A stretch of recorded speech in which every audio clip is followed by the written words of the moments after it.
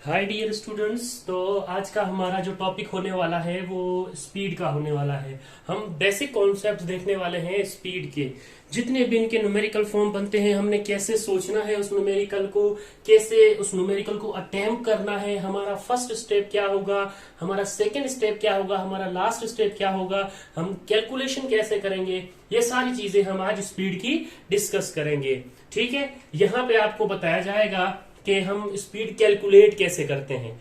तो बिना किसी टाइम जाया किए हम ये शुरू करते हैं, लेकिन आपने ये नजर में रखना है या ये ध्यान रखना है कि आपने थोड़ी सी भी वीडियो स्किप नहीं करनी। हर पॉइंट इंपॉर्टेंट होने वाली है स्पीड के लिहाज से, और बेसिक कॉन्सेप्ट होगा for 9th class, first year class and so on. ठीक है, यही स्पीड आगे चलती है। चलें, अब स्पीड को हम डिफाइन कर लेते हैं। स्पीड क्या होती है? स्पीड को अगर डिफाइन किया जाए तो स्पीड होता है जी rate of change of distance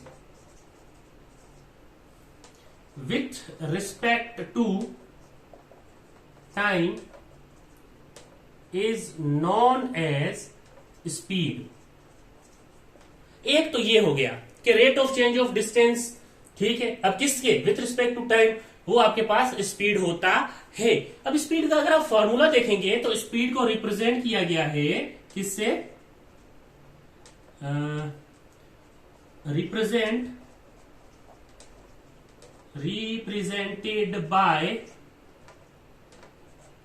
v। इसको भी v से रिप्रेजेंट किया जाएगा। ठीक है, तो आपके पास फॉर्मूला कुछ यूं होता है, देखें, v is equals to change in distance with respect to time.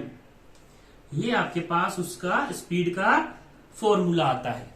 तो देखें स्टूडेंट, जब ये है, ये यहां पे डेल्टा डी जो है वो हमारे पास ये रिप्रेजेंट कर रहा है कि ये जो डेल्टा डी है वो चेंज इन डिस्प्लेसमेंट है, चेंज इन डिस्टेंस कहें। ठीक है, डिस्प्लेसमेंट वेलोसिटी के लिए कहेंगे। और आपके पास ये जो t है वो टाइम है, और ये जो v है वो आपके पास स्पीड को रिप्रेजेंट कर रहा है। तो देखिए, हमने फॉर्मूला तो सीख लिया कि फॉर्मूला में क्या क्या चीजें होती हैं। ये तो बहुत इजी चीज हो गई। ठीक है, अब देखें, अब इस फॉर्मूले को हम डिफाइन कर लेते हैं। ठीक है, सेकंड डेफिनेशन स्पीड की क्या हो सकती है। ठीक, अब इस फॉर्मूले से ही बनाते हैं। देखें, शॉर्ट आपके माइंड में ये रह जाए, सिर्फ फॉर्मूला याद होगा, आप डेफिनेशन खुद बना सकते हैं। ठीक, देखें, चेंज इन डिस्टेंस, देखें ये क्या है? Delta D, change in distance,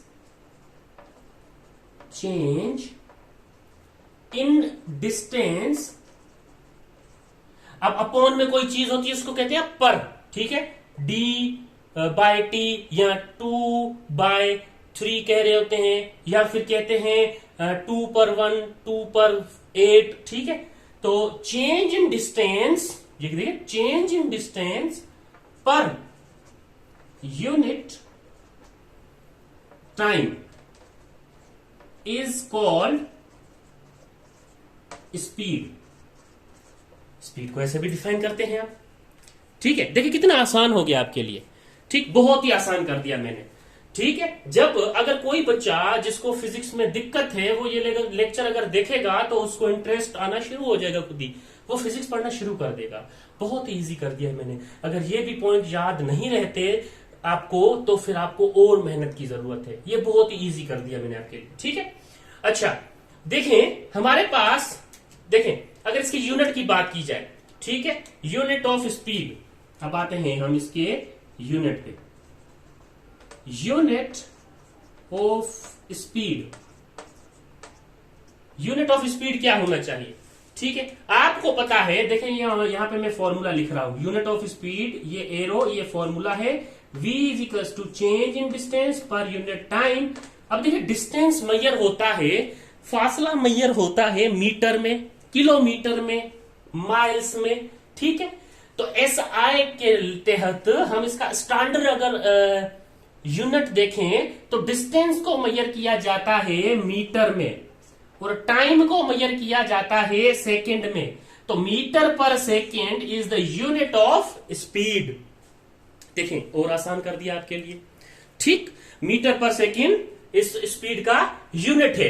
अब डिफरेंट स्केल्स या कहें या डिफरेंट यूनिट्स में इनकी वैल्यूज चेंज होती है, यानी कि ये यूनिट जो है वो चेंज होता है। जैसे कि SI यूनिट में मीटर पर सेकेंड है, ये क्या हो सकता है, सेंटीमीटर पर सेकेंड भी हो सकता है। जी हाँ, सेंटीमीटर पर सेकेंड स्पीड का यूनिट है।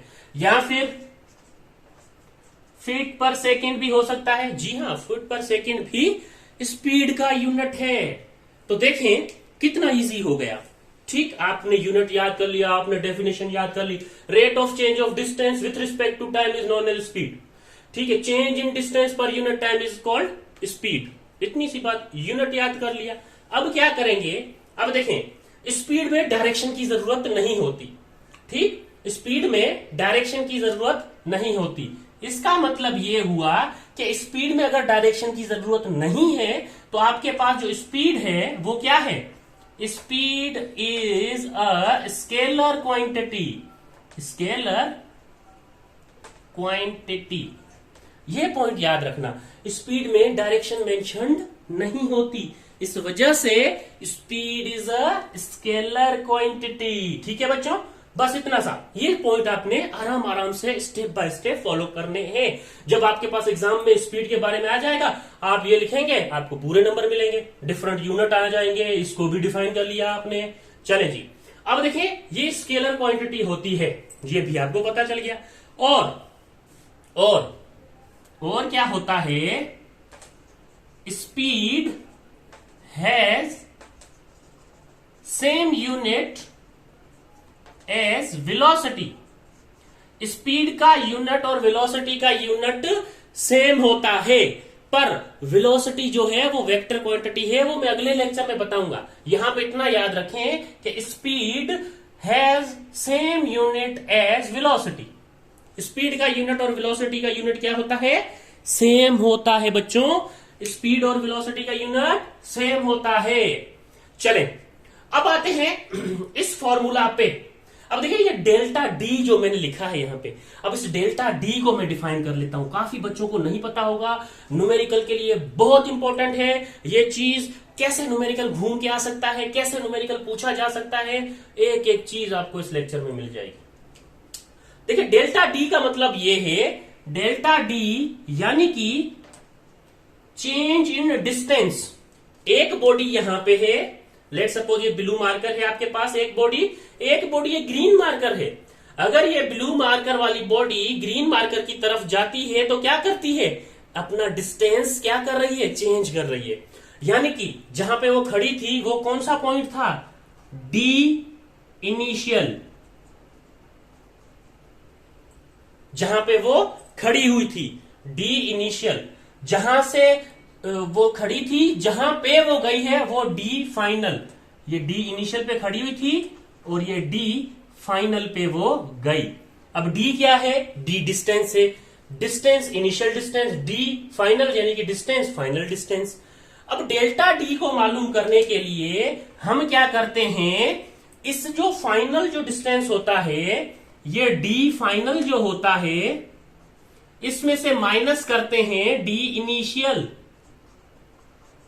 तो अब आपने ये याद रखना है कि delta d is equals to d final minus d initial. ये न्यूमेरिकल में यूज होता है। तो आपका फॉर्मूला, अब डेल्टा डी की जगह पे ये दोनों पुट करेंगे तो आपके पास फॉर्मूला क्या बन जाएगा, जल्दी से अपनी नोटबुक में नोट करें। तो आपके पास फॉर्मूला बन जाएगा v is equals to d final minus d initial.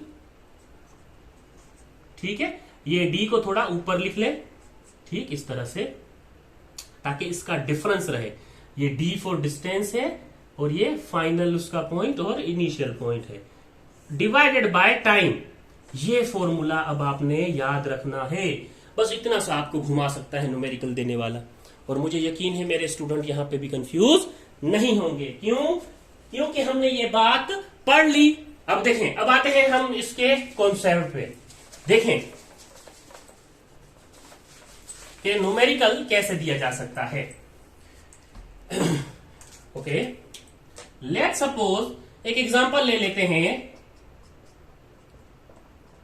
ठीक है, एग्जांपल ले लेते हैं कि when a body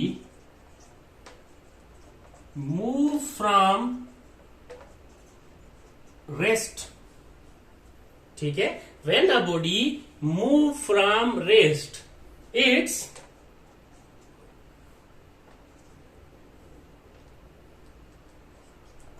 final distance is 2 meter and time taken of that body is 1 second, then the speed of the body is, अब देखें steps follow करने हैं। When a body move from rest, move from rest यानी कि पहले rest में थी फिर चलने लगी। अब जो रेस्ट में थी तो मुझे बताएं, रेस्ट में थी बॉडी मूव नहीं कर रही तो उसका डिस्टेंस क्या होगा भाई? इनिशियल डिस्टेंस जहां पे खड़ी है वो तो 0 होगा, है ना, उसका इनिशियल डिस्टेंस तो 0 होगा, सबको पता है। तो देखें आप सबसे पहले स्टेप नंबर 1 पे क्या करेंगे, सोचेंगे कि बॉडी मूव फ्रॉम रेस्ट यानी कि उसका जो इनिशियल डिस्टेंस है डी इनिशियल जो है वो 0 मीटर है, लेकिन फाइनल डिस्टेंस जो है डी फाइनल वो 2 मीटर है और टाइम लग रहा है 1 सेकेंड, तो time is equals to 1 second. अब स्टेप 2 पे आ जाए। स्टेप 2 पे आप वो फॉर्मूला लिखें जो स्पीड का है।